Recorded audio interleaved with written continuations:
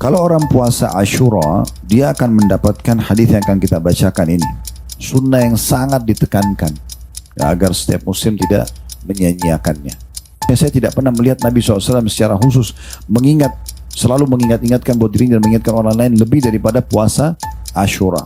Puasa sunnah yang lain Nabi kerjakan, tapi khusus Ashura Nabi ingat-ingatkan terus. Jangan kehilangan, jangan kehilangan, jangan kehilangan, selalu diingatkan. Bismillahirrahmanirrahim. Bulan Muharram punya banyak keutamaan, ya, secara khusus tentunya karena dia salah satu dari 4 bulan yang dimuliakan. Dan Abdullah bin Abbas menekankan tentang masalah di bulan yang disucikan ini, artinya keharaman melebihi bulan-bulan yang lain. Pada bulan-bulan ini dosa-dosa akan lebih besar hukumannya dan perbuatan kebaikan akan lebih besar pahalanya. Ya, seperti itu. Nah, bulan Muharram ini sendiri disebutkan apa saja ibadah yang Bapak Ibu kerjakan, apa saja. Kayak sholat 5 waktu yang wajib-wajib ya misalnya. Kemudian apalah bakti sama orang tua yang wajib-wajib. Mungkin para ibu-ibu taat sama suaminya selambukan kemaksiatan, menjalankan tugas mendidik anak misalnya ya. Menjaga keamanan, tidak mengganggu orang lain, hal-hal yang diwajibkan. Maka itu akan lebih besar pahalanya kalau kita kerjakan dibandingkan bulan-bulan selain 4 bulan ini, diantaranya Muharram. Jadi kalau kita biasa sholat 5 waktu, misalnya bulan Safar, Rabiul Awal, Rabiul Tsani tadi ya, bulan 2, bulan 3, bulan 4, itu semuanya sampai bulan 6, Jumadil Ula, Jumadil Tsaniyah, nah itu semuanya pahalanya standar. Begitu masuk bulan Rajab, maka berlipat ganda langsung. Yang biasa kita kerjakan saja gitu. Ya. Begitu juga berhenti lagi di bulan Sya'ban, bulan Ramadan naik lagi dia. Syawal turun lagi, kemudian naik lagi bulan Zulqa'dah dan bulan Muharram naik lagi penilaian pahalanya. Ya, jadi pelipatan ganda pahala. Nah, cuma memang di sini perlu digarisbawahi yang berbahaya adalah dosa-dosa juga akan dilipat gandakan hukumannya. Ya, jadi memang ini akan ada pelipat gandaan hukuman. Dan saya sudah bilang jangan dianggap remeh tentang hukuman Allah Subhanahu Wa Taala. Karena bisa saya satu dosa sudah cukup menghilangkan banyak sekali fasilitas yang Allah kasih, atau bahkan Allah datangkan hukuman yang sebenarnya kalau kita fikir-fikir, satu kali bohong, kita 1 bulan selalu merasa sedih, ini kan luar biasa balasannya. Mungkin hanya hitungan 1 menit atau 2 menit orang ngomong salah misalnya, dia ngomong bohong, tapi begitu luar biasa hukuman yang datang kepada dia. Ya, bisa saja hilangnya kenikmatan ibadah atau datang hukuman secara fisik kepada kita. Sebagaimana Abdullah bin Umar radhiyallahu anhu mengatakan, aku pernah melakukan 1 dosa kecil. Sudah cukup Allah haramkan aku tidak bisa hadir subuh berjamaah di masjid 1 bulan. Ya. Dan termasuk hukuman Allah Subhanahu Wa Taala adalah teralihkannya hati seorang hamba dari ketaatan. Makanya pernah ada orang datang kepada Hasan Basri mengatakan begini. Hasan Basri seorang ulama tabi'in. Wahai imam, saya ini sudah sekian tahun buat dosa, saya tidak pernah merasakan ada siksaan di fisiknya. Gak pernah sakit, gak pernah ganggu orang. Gitu kan. Gak pernah ada masalah, dia bilang bisnisnya juga berjalan. Kata Hasan Basri, kamu keliru. Kamu justru sudah ditimpa musibah dan hukuman yang lebih berat daripada apa yang kamu sangka. Ya, karena tingkatan ujian dari dosa itu hilang, yang paling besar hilangnya kenikmatan ibadah, baru kemudian di bawahnya adalah gangguan fisik yang datang. Ya. Jadi Hasan Basri jelaskan, saya mau tanya, selama sekian tahun kamu bisa sholat on time, azan langsung sholat? Dia bilang tidak pernah. Kemudian kamu bisa sholat malam bangun? Dia bilang tidak bisa. Kamu selama bertahun-tahun ini bisa baca Quran? Dia bilang tidak. Kamu jaga bisa zikir pagi petang? Dia bilang nggak bisa. Kemudian kamu bisa bakti sama orang tuamu? Tidak bisa. Jadi banyak hal. Kamu bisa sedekah? Dia bilang nggak bisa. Kata Hasan Basri, itulah ya siksaan yang paling berat datang kepadamu. Karena umumnya umat-umat sebelum kita, pada saat Allah SWT mau binasakan, Allah hilangkan kesempatan ibadahnya. Dan mereka merasa bangga dengan dosanya. Kaum Ad, kaumnya Nabi Hud, ya. Kaum Samud, kaumnya Nabi Saleh, gitu kan. Kemudian kaumnya Nabi Lut, kaumnya Nabi Ibrahim, ya, tepatnya Namrud, kaumnya Nabi Musa, Fir'aun, itu 3-4 hari sebelum Allah siksa, Allah tambah sehatkan badannya, Allah limpahkan rezekinya. Ini bahaya sekali. Makanya kata Nabi SAW, kalau kau melihat nikmat Allah melimpah pada seorang hamba yang melakukan dosa, maka ketahuilah itu adalah tahapan siksaan, supaya mereka makin lalai dan makin berat hukuman yang datang kepada mereka.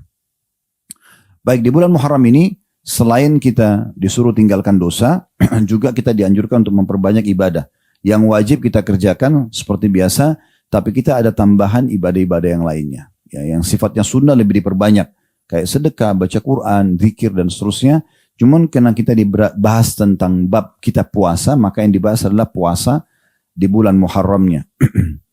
Baik, saya akan bacakan ya tentang masalah perintah puasa di bulan Muharram ini. Hadis pertamanya di halaman 338 dari buku kita ya, di bab ke-6. Hadis pertama dengan sanad sahih urutan 1015 dari awal belajar berbunyi, dari Abu Hurairah radhiyallahu anhu dia berkata, Rasulullah sallallahu alaihi wasallam bersabda, afdalus siyami ba'da Ramadhan syahrullahil muharram wa afdalus salati ba'da al-faridah salatul lail. Sebaik-baik puasa setelah Ramadan adalah puasa di bulan Allah Muharram. Dan sebaik-baik solat setelah solat fardu adalah solat malam. Adalah solat malam. Hadis ini diriwayatkan oleh Imam Muslim. Hadis ini ya bisa diambil faedah darinya, beberapa faedah. Yang pertama, adanya ibadah itu bertingkat-tingkat, diistilahkan dengan afdal. Ya.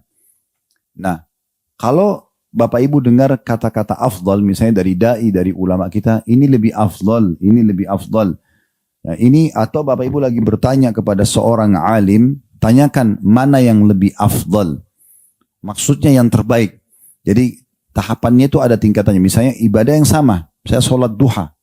Sholat duha ini mana yang lebih afdal? Berapa jumlah rakaatnya? Waktu yang paling baik misalnya. Supaya misal ada angka pahala 100, kita bisa dapat 100-nya. Kalau kita nggak pilih yang lebih afdal, mungkin turun. Misalnya cuma 70, cuma 60, cuma 50.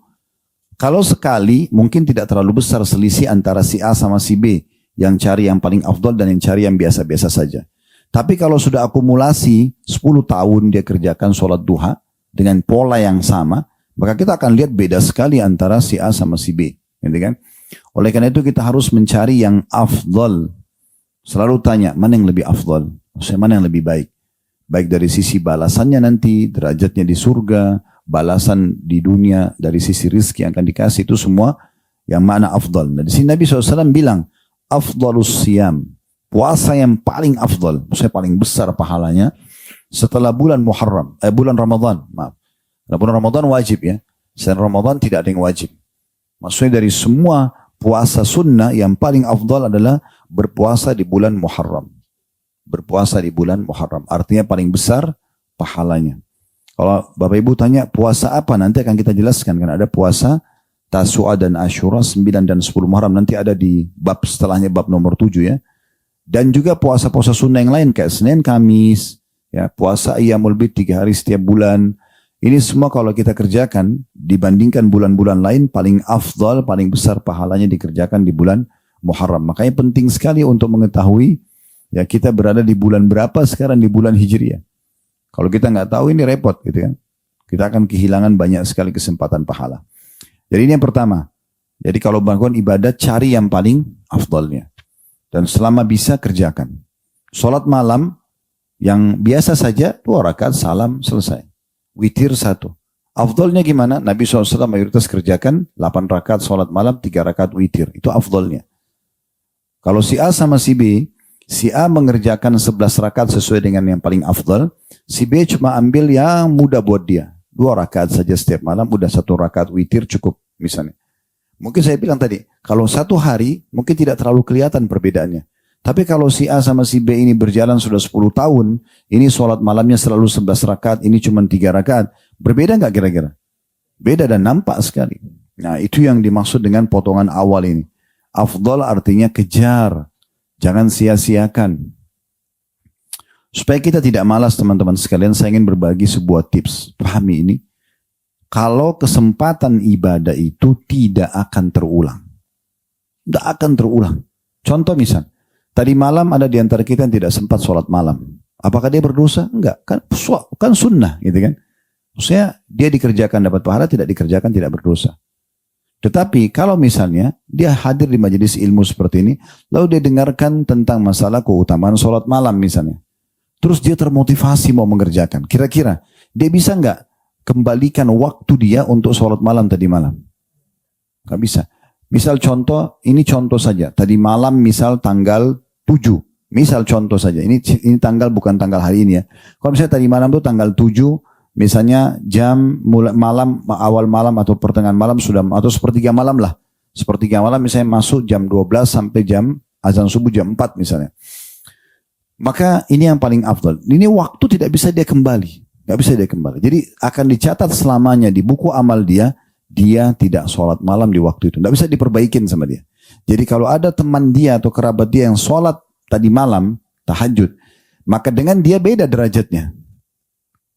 Apakah dia bisa mengejar sholat-sholat mereka datang? Itu urusan dia akan coba kerjakan. Tapi hari ini, tadi malam dicatat tidak ada sholat malam. Nah, itu tidak bisa diperbaikin. Contoh yang lain misalnya, orang mau sholat berjamaah di masjid. Antara orang yang sebelum azan sudah siap-siap, kemudian dia ke masjid, dia masuk azan, udah. Dia masih bisa sholat qobliyah, dia berdoa mustajab antara azan dan iqamah, tidak kehilangan takbiratul ihram pertama imam. Oke, dia masuklah. Ini yang afdalnya. Ada orang datang, begitu dengar azan, dia baru wudu. Sehingga ketinggalan sholat qobliyah. Ketinggalan kesempatan berdoa ijabah yang mustajab. Kemudian bisa saja ketinggalan juga takbiratul ihram imam. Karena imam begitu Allahu Akbar, orang kalau ngikuti dari belakang Allahu Akbar, malaikat sudah catat pahalanya tuh. Karena sudah mulai berjamaah dia. Iftitahnya. Kalau ada orang datang pas waladhdallin amin. Dia takbir Allahu Akbar. Dia kehilangan iftitah, kehilangan takbiratul ihram pertama imam, kehilangan iftitah, kehilangan al-fatihah. Ini sudah beda pahalanya dengan orang yang awal. Dan uniknya tidak bisa diperbaikin. Jadi orang yang sudah tiba waladhdallin misalnya, dia nggak bisa bilang sama imam kembali dong ke awal. Saya ingin supaya malaikat catat. Tidak bisa. Sampai hari kiamat, hari itu dicatat dia kehilangan takbiratul ihram pertama imam. Tidak bisa diperbaiki. Jadi peluang ibadah itu nggak bisa terulang. Bisa kita kerjakan untuk kedepannya, tapi yang sudah lewat nggak bisa diperbaiki. Beda dengan dosa ya. Kalau kita buat pelanggaran agama, misalnya ada orang buat dosa, naudzubillah 3 tahun, 4 tahun, 5 tahun, 50 tahun dia buat dosa. Satu hari setelah itu, misalnya di tahun 51 dia taubat, hitungan menit dia nasuha, dia tulus, bersih dosanya. Udah selesai. Dia nggak akan dihukum sama Allah. Tapi bedanya dia sama orang yang justru sibuk ibadah, dia tidak buat dosa, maka beda di derajat nanti di surga. Itu tidak bisa diperbaiki. Itu tidak bisa diperbaiki. Jadi tentukan sebelum terlambat, sebelum ajal datang, derajat-derajat tinggi di surga yang bisa kita raih. Ya, di hari kiamat itu ada 3 golongan yang menyesal. Yang pertama adalah orang-orang kafir, orang munafik, dan orang musyrik. Kenapa mereka tidak beriman di masa di dunia? Yang kedua adalah para pelaku dosa yang dosanya lebih berat daripada amal baiknya. Dosanya 100, amal baiknya 90. Masuk neraka dulu. Dicuci dulu yang 10 itu. Allahu alam berapa lama, gitu kan? Ini juga nyesal dia. Coba dulu saya tobat ya. Satu aja. Misalnya dosanya 100, amalnya 101. Masuk surga. Tapi telat, nggak bisa lagi. Nah yang ketiga yang kita garis bawahi. Ada orang-orang yang nanti masuk surga, tapi dia juga masih nyesal. Udah masuk surga. Kenapa? Karena dia lihat orang-orang dapat derajat yang tinggi, yang dulu sama dengan dia umurnya. Mungkin tetangganya, mungkin kerabatnya. Tapi ibadahnya lebih afdal. Cuma tidak bisa diperbaiki lagi. Udah nggak bisa. Dia cuma bisa lihat saja. Makanya Nabi SAW mengingatkan, memotivasi umatnya sambil mengatakan, demi zat yang jiwaku dalam genggamannya. Waktu itu Nabi SAW lagi jalan dengan para sahabat dan langit lagi terang dan bintang lagi gemerlapan. Lagi terang sekali langit. Kata Nabi SAW, kalian lihat bintang-bintang itu? Kata para sahabat, iya. Kata Nabi SAW, demi zat yang jiwa Muhammad dalam genggamannya, nanti di surga kalian akan lihat dari istana kalian, ada istana-istana ahli surga seperti kalian lihat bintang-bintang itu. Jauh sekali jaraknya dari kalian. Dan kalian cuma bisa lihat cahaya terang. Kalian tidak tahu fasilitas di sana seperti apa. Tapi jelas lebih baik daripada kalian. Maka para sahabat mengatakannya, Rasulullah, apakah yang anda maksud itu adalah istananya para nabi-nabi dan rasul? Kata Nabi SAW, tidak demi Allah. Itu adalah istana orang-orang soleh dari umatku. Mereka akan dapat di sana. Cuman penentuannya sekarang. Bukan di akhirat. Kalau di akhirat kita baru bisa tentuin, ya Allah saya mau derajat itu. Kan enak. Tapi saya tidak. Ditentukan sekarang. Jadi hati-hati sekali. Ini poin penting. Ya, dia sangat sensitif, harus difahami. Kalau peluang ibadah tidak bisa terulang. Dan di saat kita kerjakan yang terbaik. Karena tidak bisa terulang. Ini sulit sekali. Dan pada saat luput satu kali, luputlah selamanya. Baik kita luput kerjakan atau luput afdoliyahnya. Ya, ini yang dimaksud dalam potongan awal hadis ini. Baik, kemudian yang kedua, adanya, ini pelajaran yang kedua, faedah kedua ya. Adanya keterangan bahwasanya puasa yang paling baik adalah Ramadan. Ya. Tentu di sini karena yang paling afdal setelah Ramadan adalah Muharram ya. Tapi ada keterangan juga di sini bahwasanya puasa yang paling baik adalah Ramadan. Oleh karena itu fokus kepada hal-hal yang wajib lebih daripada yang sunnah, gitu kan? Kalau amal sunnah aja kita harus kejar, misalnya sholat malam maksimal, sholat duha maksimal, baca Quran, maka yang wajib harus lebih maksimal. Jangan sampai ikan paus luput, ikan teri dapat. Ada orang begitu, sholat malam iya, tapi subuhnya kebablasan. Nah ini keliru juga, gitu kan? Harusnya dia bisa mengatur semuanya. Karena sholat subuh itu ibarat ikan paus, sholat malamnya cuma ikan teri. Ya, ini jangan sampai luput. Makanya kata Nabi SAW dalam hadis qudsi Allah berfirman, sesungguhnya tidak ada yang lebih aku cintai dari apa yang hambaku lakukan dibandingkan apa yang aku wajibkan pada mereka. Kemudian baru Allah mengatakan, dan seorang hamba terus dekatkan diri kepadaku dengan amal sunnah sampai aku mencintainya. Tapi yang paling Allah cintai adalah sholat wajib. Artinya begitu kita ibadah wajib, begitu kita kerjakan puasa Ramadan, haji, sholat 5 waktu, zakat, ini yang wajib-wajib dan kita maksimalin ini langsung bisa meraih cinta Allah. Kalau ibadah sunnah kita banyak kerjakan dulu, berulang-ulang baru bisa datang cintanya Allah. Nah, seperti itu. Pelajaran yang ketiga tentang keutamaan bulan Muharram itu sendiri dan sudah kita sebutkan ya kalau dia masuk dalam satu dari 4 bulan yang dimuliakan. Pelajaran yang keempat dari hadis, adanya penyebutan juga solat yang paling afdal setelah solat 5 waktu adalah solat tahajud. Solat tahajud. Ini sudah dibahas sebenarnya panjang lebar di bab solat ya. Ini kan sudah bab puasa. Sebelumnya ada kitab solat yang kita bahas. Tapi saya ingatkan kembali, solat malam ini teman-teman adalah tolok ukur keimanan seseorang. Kalau Bapak Ibu sudah bisa terbangun setiap malam dan sholat malam, dan itu sudah menjadi seperti rutinitas, di waktu itu selalu sering bangun, di waktu yang sama, 2:30, jam 3, sudah rutin bangun itu. Karena ini bisa kerjakan sholat malam, itu menandakan tolok ukur keimanan orang itu sangat baik. Ya, karena memang Allah tidak akan membangunkan dan mengerjakan ibadah ini bagi orang-orang yang maksiat kepadanya. Ya, itu tidak mungkin. Dan dia pun kalau mau kerjakan dia tidak khusyuk, misalnya dia tidak konsentrasi, dia malas mengerjakannya, tidak mau membaca ayat yang panjang, tidak mau berdoa, tidak menikmati sholat malam itu. Oleh karena itu tolok ukurnya adalah sholat malam. Dan kata Nabi SAW, jangan kalian tinggalkan sholat malam karena itu adalah tradisi dan kebiasaan orang-orang soleh sebelum kalian. Dan Nabi SAW ingatkan, dalam mengerjakan ibadah juga harus konsisten, bahasa agama istiqomah. Ya. Jangan sholat malam hari ini, terus 1 bulan libur. Bulan depan lagi baru sholat malam. Ya. Makanya kata Nabi SAW, amal yang paling Allah cintai, ya, yang rutin walaupun sedikit. Tapi dia selalu kerjakan. Kalau memang kita hanya bisa mengerjakan dulu, subuh misalnya jam 4:10. Nah, saya bisa bangun 3:30. Atau saya bangun mungkin jam 4 kurang seperempat. Oke, saya cuma bisa kerjakan 2 rakaat dulu. Tidak apa-apa, tapi konsisten kan. Sebenarnya target seminggu begitu atau 2 minggu. Setelah itu pekan ketiga saya harus bisa nambah nih. Jangan 2 rakaat lagi tapi 4 rakaat. Terus begitu sampai saya dapat maksimal 11 rakaatnya. Setelah 11 rakaat istiqomah, konsisten dijaga. Itu yang penting. Untuk menjadi juara 1 di sekolah atau juara 1 dalam perlombaan itu semua orang bisa dapat.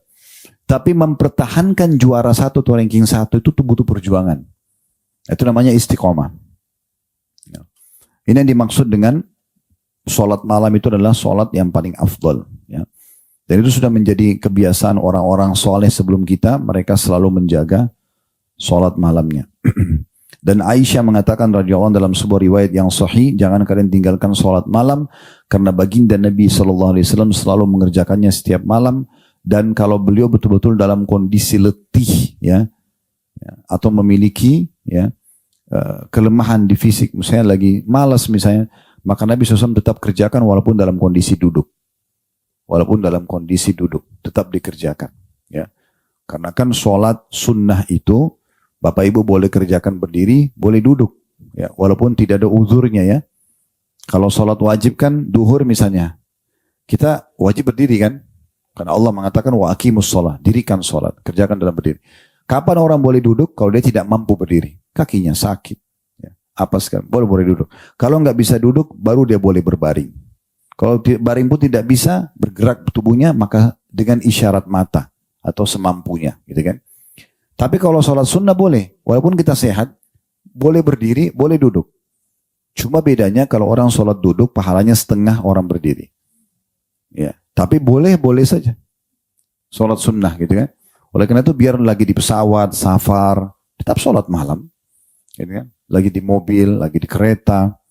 Ya, itu yang penting untuk dikatakan. Karena ini adalah ibadah yang paling afdal. Baik, kita masuk hadis kedua. Dalam bab ini dengan sanad atau sahih di ghairihi menjadi sahih karena dikuatkan dengan riwayat-riwayat lain. Urutan 1016 dari awal belajar berbunyi dari Jundab bin Sufyan radhiyallahu anhu, dia berkata Rasulullah SAW bersabda inna afdalas salati ba'dal mafrudatis salatu fi jawfil lail wa afdalus siyami ba'da Ramadan syahrullahi alladhi tad'unahul muharram.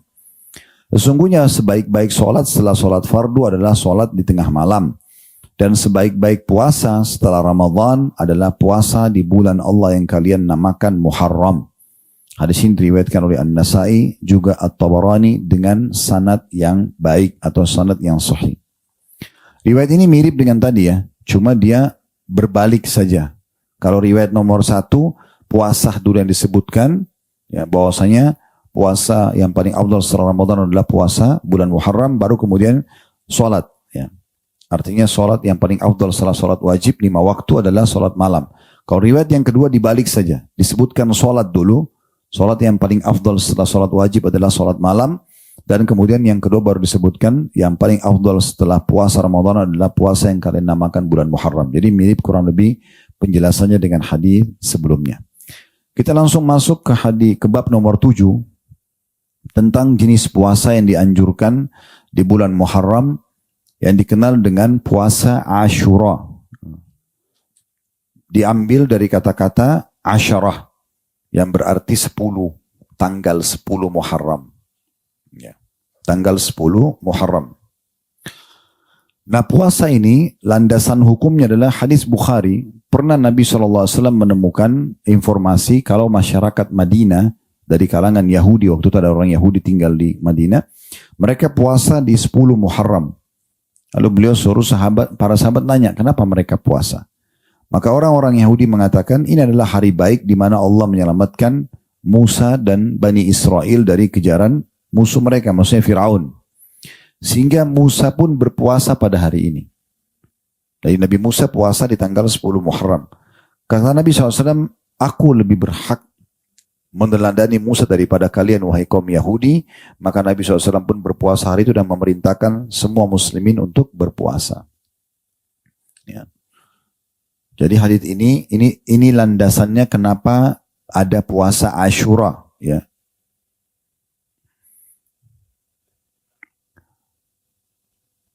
Karena yang kerjakan adalah Nabi Musa alaihissalam, kemudian Nabi Muhammad SAW juga contohkan, maka menjadi bagian daripada syariat agama Allah Subhanahu wa taala. Baik, kalau orang puasa Ashura, dia akan mendapatkan hadis yang akan kita bacakan ini.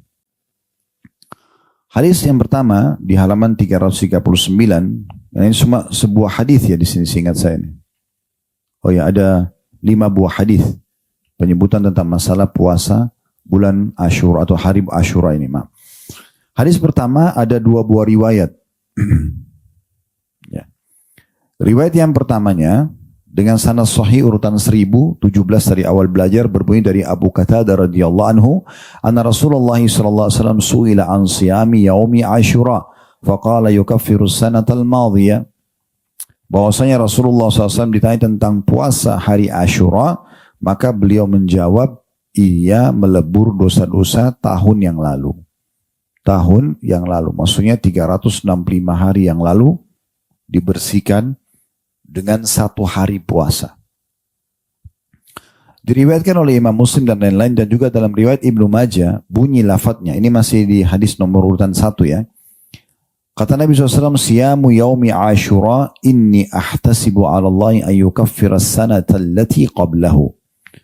puasa hari Ashura atau tanggal 10 Muharram, sesungguhnya aku memohon kepada Allah agar ia menghapus dosa-dosa setahun yang sebelumnya. Jadi hadits ini luar biasa ya, karena satu hari puasa hanya dari subuh, azan subuh sampai azan maghrib, 1 tahun diampuni dosa.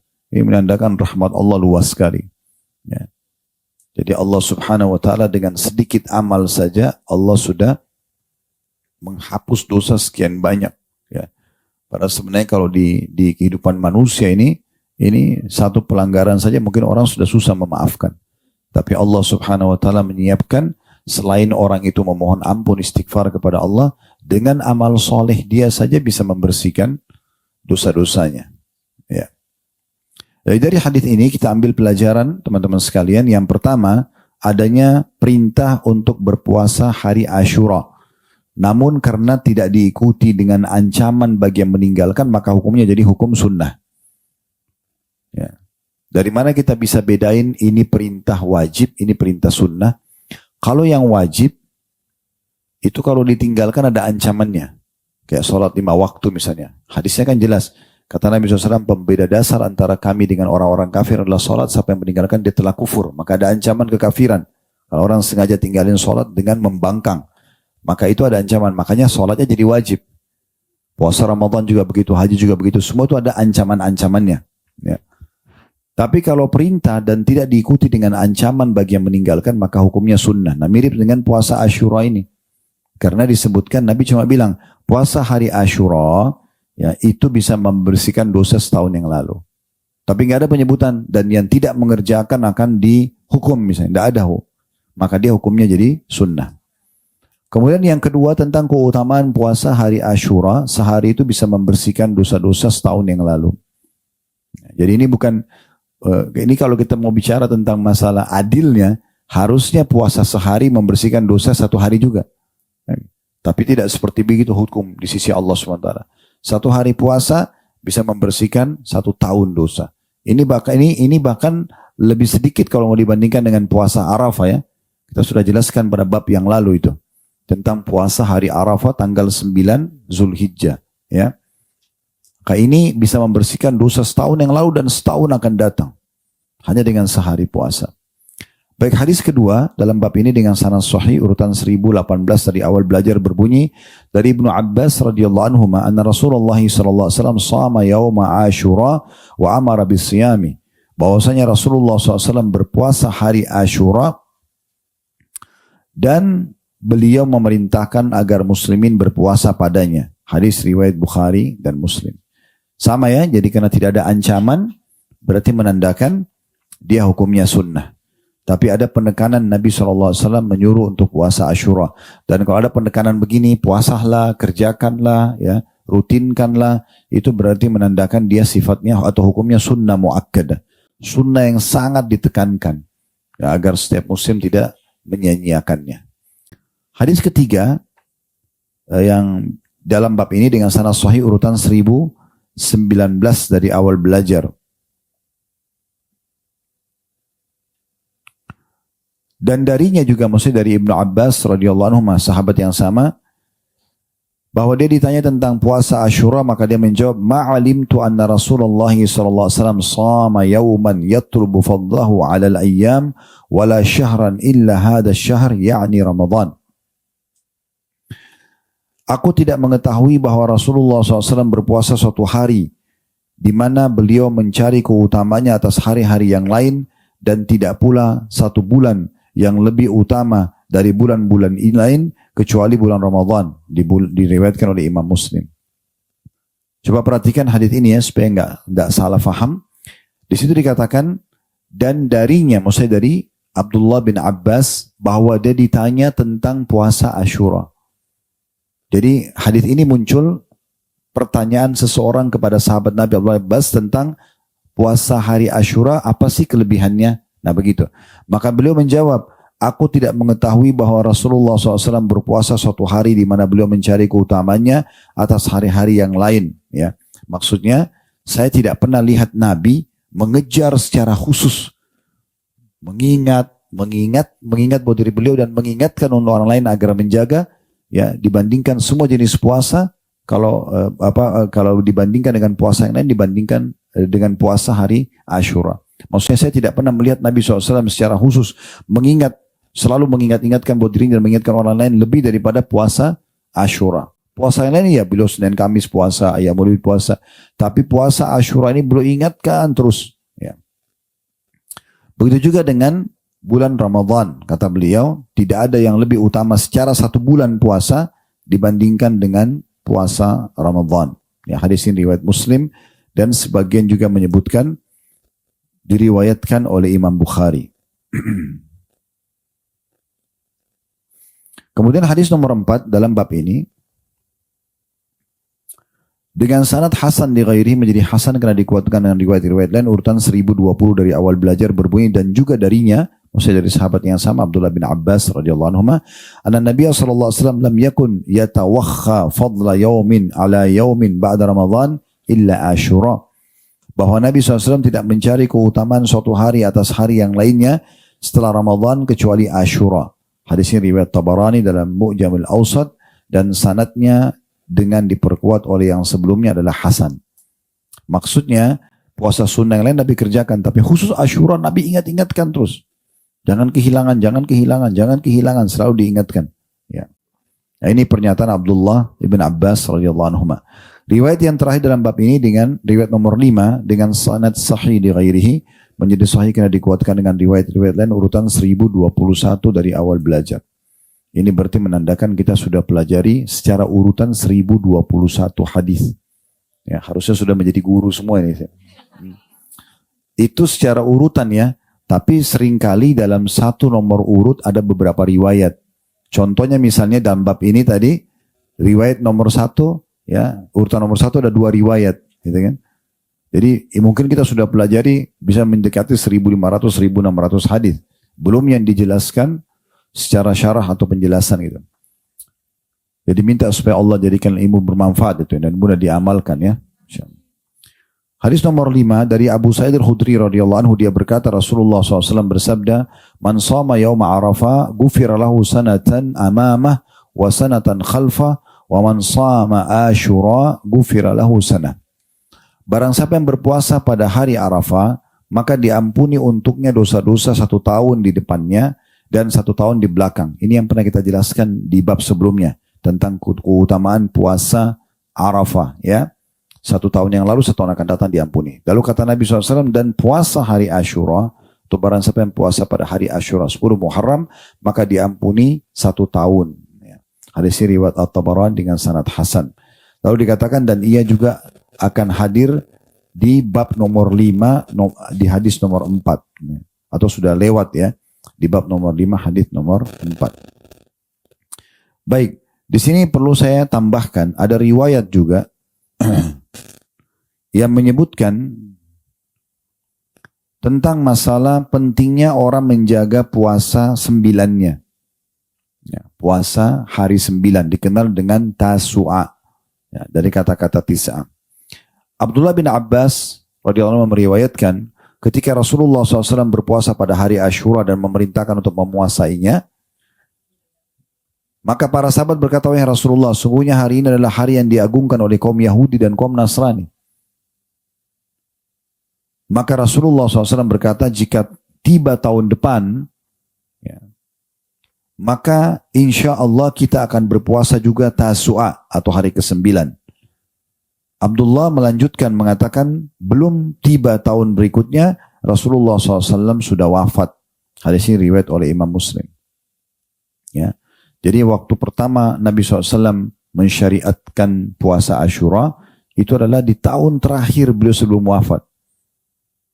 Karena beliau mendapatkan orang-orang Yahudi berpuasa. Lalu beliau tanya, kenapa mereka puasa?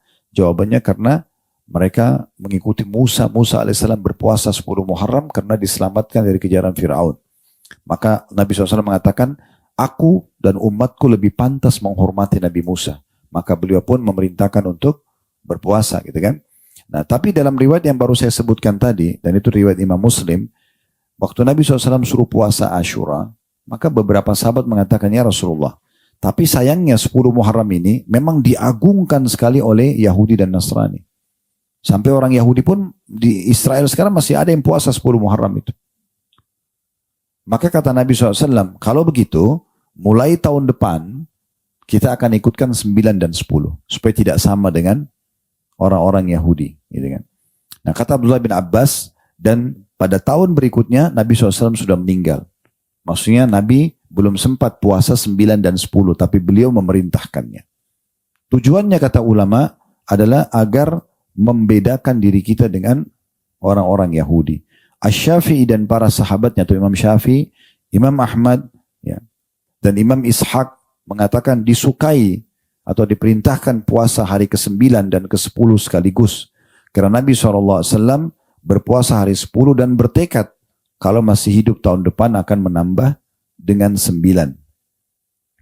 Dan hikmah-hikmahnya cukup banyak. Di antaranya kata Imam Nawawi rahimahullah adalah untuk menyelisihi kaum Yahudi, ya, karena mereka puasa tanggal 10, dan ini menandakan memang kita harus berbeda dengan mereka, ya. Apa yang merupakan tradisi mereka nggak boleh kita ikut-ikutan. Ya. Kita harus tinggalkan, kita harus berbeda. Sampai di masa Nabi SAW pernah orang-orang Yahudi nyisir rambut mereka dengan model tertentu. Nabi suruh sahabat berbeda sisirannya dengan mereka, gitu kan. Jadi harusnya kita berselisih dengan mereka. Jadi jangan malah bangga-bangga dengan mengikuti dan mencontohi mereka, ya. Itu penting sekali. Ya, sekaligus juga di masa-masa sekarang semampu kita selain berdoa, kita usahakan memboikot produk-produk mereka, ya. Ya, kita tinggalkan produk-produk itu demi untuk menolong saudara-saudara kita di sana.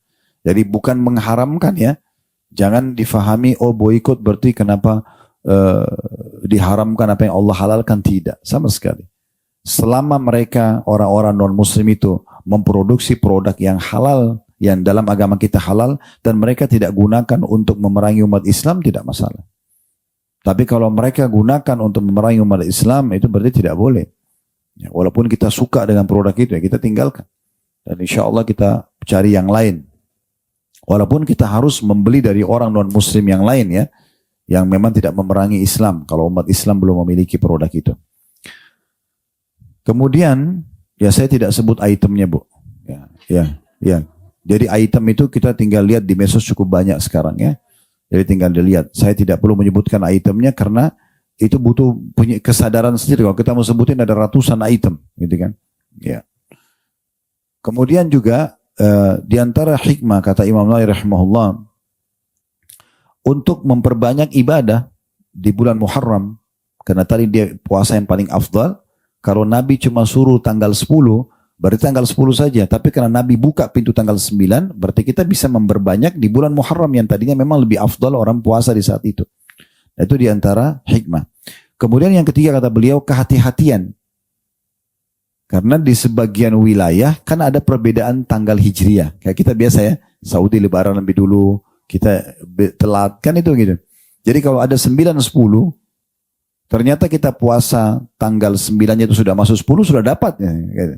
Karena kita sudah niatkan puasa di bulan Muharram. Jadi seperti itu gambarannya, walaupun lebih cenderung kata para ulama umumnya itu karena agar bertolak belakang dengan orang-orang Yahudi itu sendiri, ya. Dan boleh secara hukum kalau ada orang hanya mau puasa Asyura saja, tanggal 10-nya saja. Tetapi saya bilang tadi, ya, afdalnya 9 dan 10. Dan kalau kita sudah bicara afdal, maka jangan disia-siakan. Itu poin penting. Afdal berarti kita harus kejar karena dia lebih besar pahalanya. Dan ingat tadi yang saya katakan, kaidah penting dalam masalah ibadah, sekali luput maka tidak bisa kita kejar lagi. Kalau tahun lalu kita cuma puasa Asyura, kita nggak puasa Tasu'a 9-nya, nggak dosa. Tapi orang yang sempat puasa 9 dan 10 lebih besar pahalanya, otomatis. Dan itu tidak bisa kita perbaiki. Nah ini selalu ingat itu. Oh ini kalau luput dari saya, misalnya ada lewat nih, ada orang miskin. Bapak Ibu bubar dari pengajian sini, ada orang miskin di pinggir jalan. Ada kesempatan kasih, jangan tunda. Udah nanti orang miskin depan aja. Mungkin setelah 2 meter kita meninggal, Allahu a'lam. Mungkin itu amal terakhir. Kasih dia sekarang. Mungkin dia yang Allah akan memang catatkan di buku amal kita, ini amal terakhir kita, gitu kan? Ini juga sering saya jadikan sebagai pegangan hidup saya sendiri, Bapak Ibu sekalian. Kapan Allah berikan saya kesempatan ibadah, apapun itu, walaupun kecil gitu. Saya anggap itu amal terakhir, sehingga kita selalu maksimalkan. Dan Nabi SAW memang menggunakan metode itu, ya. Beliau kalau mau mengimami sholat, seringkali beliau mengucapkan sallu sholatal muwadda'ah. Sholatlah kalian sholat yang perpisahan. Maksudnya anggap setelah salam meninggal. Sehingga kita selalu maksimalkan kehusyuannya. Ya, kalau seandainya dokter bilang begini, ya kalau umur ibu atau bapak ya tinggal setengah jam. Dan secara medis setengah jam sudah meninggal nih. Lalu kita masih hidup nih. Terus kita ada kesempatan sholat. Kira-kira bagaimana khusyuknya? Tahu ini sebentar lagi mau mati. Tapi sayangnya orang lebih banyak percaya sama dokter daripada Al-Quran dan Sunnah. Al-Quran dan Sunnah mengatakan orang mati tidak tunggu sakit. Jadi kita harus selalu menganggap diri kita ini setiap saat kita meninggal. Ya, makanya Hasan Basri mengatakan, wahai anak Adam, kau ini hanya hitungan saja. Hitungan 1 hari, 1 jam. Dan akan tiba saatnya nanti hitunganmu habis. Selesai. Ya, mau sehat, mau sakit, maka tidak ada lagi kesempatan untuk memperbaiki. Oleh karena itu jangan disia-siakan kesempatan ibadah ini tentunya. Dan juga perlu kita garis bawahi, kalau ada perintah seperti ini, walaupun dia jatuh di hari yang dilarang untuk puasa sendiri. Kayak misalnya kan kita dilarang puasa hari Sabtu sendiri. Ya, misalnya bapak ibu, terutama ibu-ibu kalau misalnya punya utang Ramadan, mau bayar nih. Jangan puasa hari Sabtu saja. Tapi boleh diikuti sehari sebelum atau sehari sesudahnya misalnya. Lebih aman hindari. Karena Nabi SAW mengingatkan itu. Dalam hadis yang sahihnya, hadis ini diriwayatkan oleh Imam Ahmad. Sebenarnya hadis ini dikatakan ya baik oleh Imam Ahmad, tapi Imam Al-Hakim mengatakan hadis ini sahih berdasarkan syarat Bukhari. Kata Nabi SAW, la tasumu yawmas sabti illa fima aftarada alaikum. Jangan kalian puasa hari Sabtu kecuali apa yang telah diwajibkan kepada kalian. Kayak tiba puasa Ramadan pas Sabtu ya kita puasa. Atau kena Ayyamul Bid 13, 14, 15 misalnya. Atau puasa Ashura pas kena Sabtu nggak masalah. Kita boleh puasa karena pas ada perintah. Yang tidak boleh itu kalau kita mau bayar utang tadi, tapi kita jadikan hari Sabtu yang kita pilih. Ya itu jangan, karena Sabtunya nggak boleh kita puasa, dilarang. Ya, sebagian athar juga menyebutkan termasuk hari Ahad. Karena hari Sabtu adalah hari rayanya Yahudi, hari Ahad adalah hari rayanya Nasrani. Maka kita tinggalkan hari ini khusus kalau kita puasa, kalau dia berdiri sendiri ya. Tapi kalau diikuti sehari sebelum, sehari sudah nggak ada masalah. Atau pas ada perintah. Kayak misalnya pas hari Ashura, hari Sabtu, nggak masalah. Kita puasa pada saat itu. Nah ini kurang lebih gambarannya insya Allah tentang masalah bahasan kita 2 bab ini. Kedepannya insya Allah kita akan lanjutkan di bab ke-8 anjuran puasa Sya'ban, keterangan tentang puasa Nabi padanya dan keutamaan di sini disebutkan nisfu Sya'bannya. Alhamdulillah, semoga channel Masih Lurus bersama Ustadz Khalid Basalamah kali ini bisa membawa manfaat, menambah ilmu, serta ketakwaan kita kepada Allah. Wassalamualaikum warahmatullahi wabarakatuh.